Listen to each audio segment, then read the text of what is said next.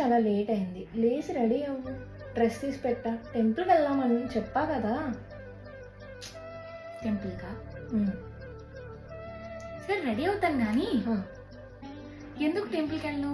ఇప్పుడు అందరి కోరికలు తీసుకెళ్ళా దేవుడి మీద వేసేసి ఆయన్ని రెస్ట్ తీసుకొని ఇవ్వకుండా మనము రెస్ట్ తీసుకోకుండా ఇవన్నీ ఎందుకు? ఆ దేవుడికి కూడా టార్చర్ ఎందుకు అక్క? నన్ను తప్పు కదా. సరే మన్ను రెడీ అయ్యావా? అయిపోయానక్క. సరే మరి వెళ్దామా?